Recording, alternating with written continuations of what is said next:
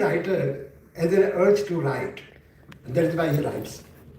For something or other is an inspiration. I don't know why she felt like writing this book, but I'm sure it is the urge to serve the community. It is the urge to serve the community through this book. It's a problem. You see our governments, whether it's central government or state government, every day or the other we find different schemes being announced. Who takes the stock of it? Who knows whether they really reach out to the deserving people? Recently, government is publicizing about the schemes which are declared for the aged, for the senior citizens. Has anybody assessed, leave aside evaluation, whether they are really reaching out to the right kind of people? I myself have doubts.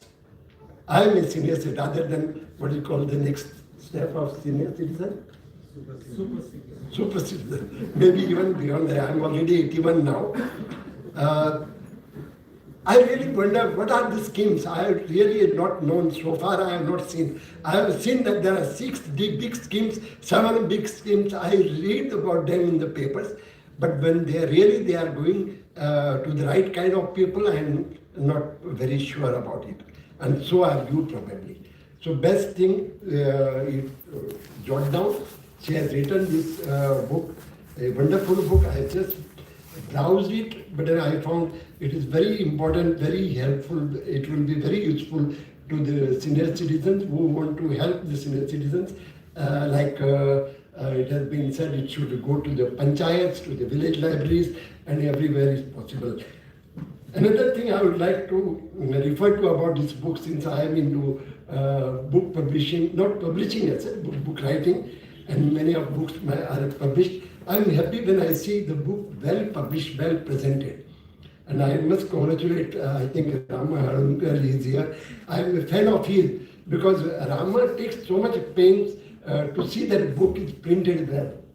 Very few I have seen printers or publishers who take care of it. So this book is well, the get-up is very well, and the font is very favorable to me because I can't read if the font is very fine. So this is a good book. I hope the contents are also equally good. Of course, I have browsed through it and I find it very, very interesting.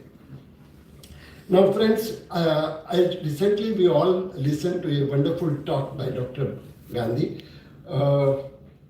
It's true, beyond academics, beyond your college studies, there are a lot of things which need to be taken up.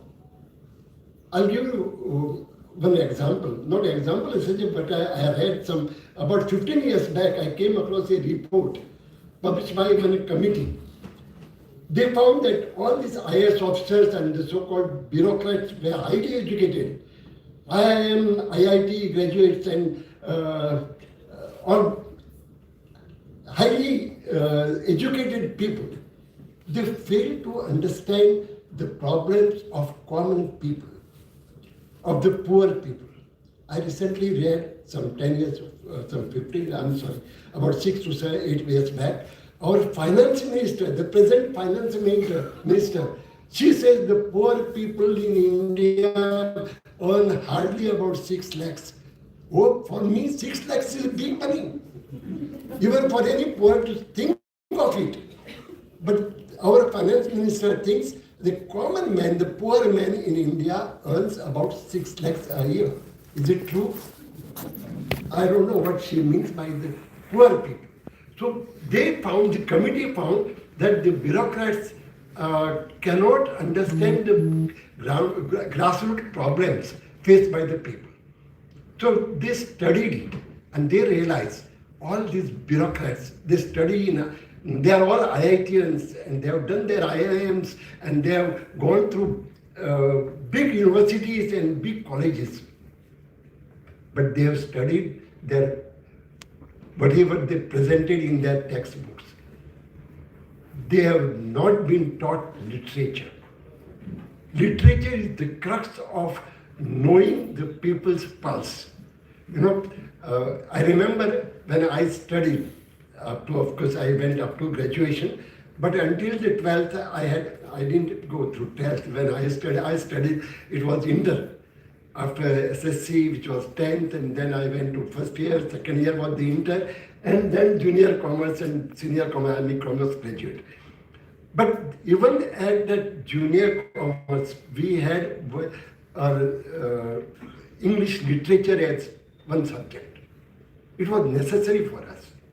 Because when we study accounting and banking and other systems, we fail to understand the human aspects involved in our day-to-day life. We are taught literature. I remember the novels which were taught by some literature teachers to us, and I still remember them. And this committee I was talking about, they found that all these bureaucrats, they cannot understand the problems of the people on the margins, of people who are poor.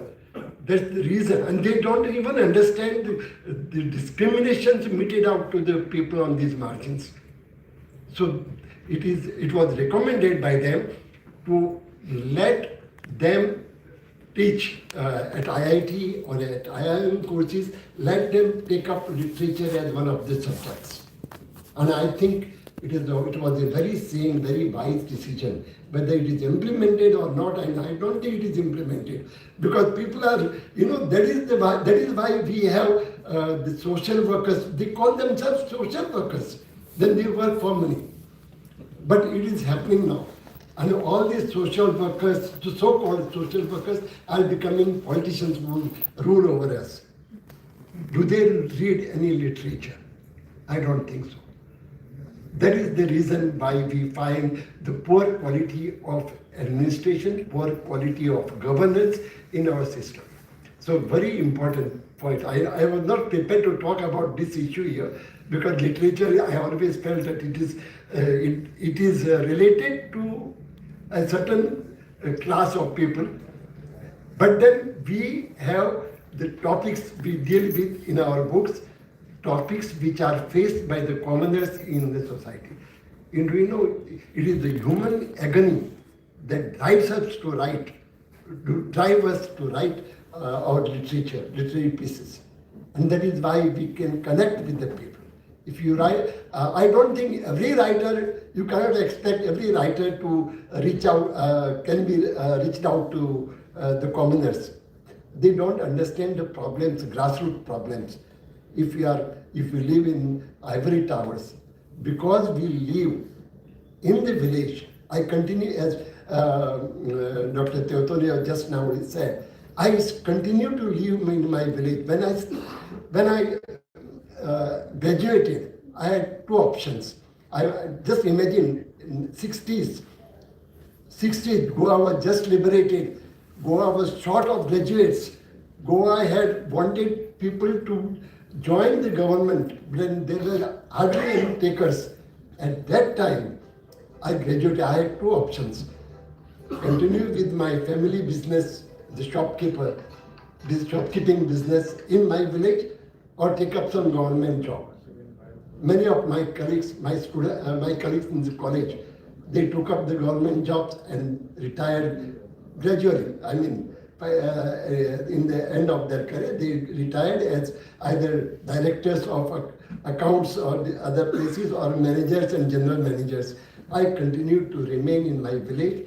I attended to my shop, and I'm proud to tell you, I am a shopkeeper first and a writer next. But because I am a shopkeeper, I am a writer.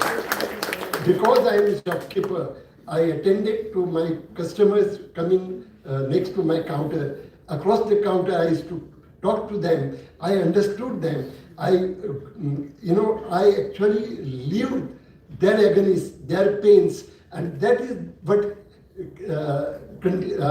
allowed me to continue with my writings.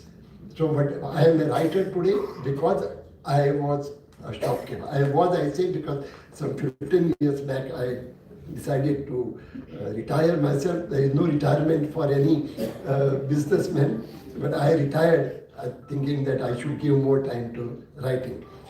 Well, friends, now coming to the second part of this event, I really congratulate. Rather, it is. I understand the plight of the parents when they lose their grown-up child.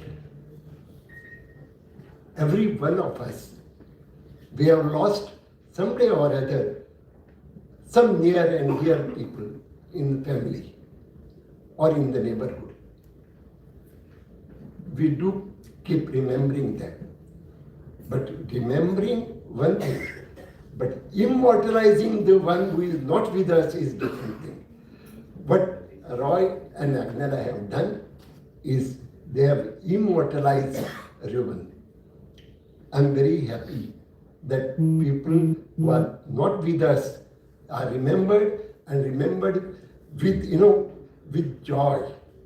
I don't like to be sad. When I have told my children also, don't observe those, mourning days. Think of me, which if I have done something good, and then be happy with that. These are the memories which keep us going. So anyway, I congratulate them. And what a philanthropic activity. I listened to the stream of activities they have been performing and carrying on during last few years. And I'm quite impressed. This is the way. These are the real philanthropists in our country, in our society. I congratulate you for thinking of this charitable trust to carry on the good work. Well, now coming to the students who have been awarded the scholarships. Some days back when I met Roy came to meet me, I understood. I tried to understand the concept of this scholarships, and I was quite impressed. The criteria that they used in awarding this scholarship. I congratulate all those who have been awarded the scholarship. And it has been rightly told by Roy earlier, when you are given something, a helping hand to pursue your academics, someday you will achieve your dream and one day you will be successful. But successful, you probably all of you are fond of our ex-President of India, APJ Kalam. He once said, every successful man or every successful person has a painful story. And every painful story has a successful ending to it. So I'm sure every one of you who are trying hard in pursuing your education, and everybody who pursues his goal, they have a painful story. You have to face hardships, but at the end of it, at the end of your hardships, there is a success waiting for you. And tomorrow, all these youngsters will become successful people who will achieve your goals, and you will be happy that you are successful. Think of the helping hand given to us, to you, in the difficult times, when the time was hard. So I'm trying to give whatever you have received in turn to the aspirants who are probably slogging to reach to their goals.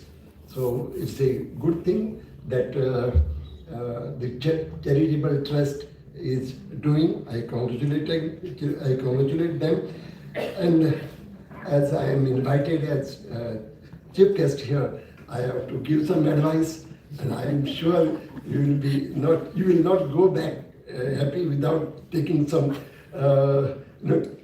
carry home points. So let me tell you, there are 3 elements which I cherish, and I think 3 elements you all should keep in mind. You belong to different religions. Maybe some people will read the Bible, somebody will read the Bible, somebody will read Quran. But there is one book, Constitution of India, is in detail how to live in your country. Please, try to read the Constitution, even abridged versions of it, and stick to your four fundamental rights given to you by our constitutions. I hold them as the tenets, very important tenets in my life. The four fundamental rights are: the first right, justice, justice, liberty, liberty, equality, equality, fraternity, which is inclusive. We don't want discriminations happening in our society. So equality, justice. Do we get justice? Whichever activity we take up, we have to struggle for justice. Can we imagine a democratic country where you have to fight the keyword? We should learn to, and I'm very proud of my Goa. I always never the idea of Goa and Goans because we live in an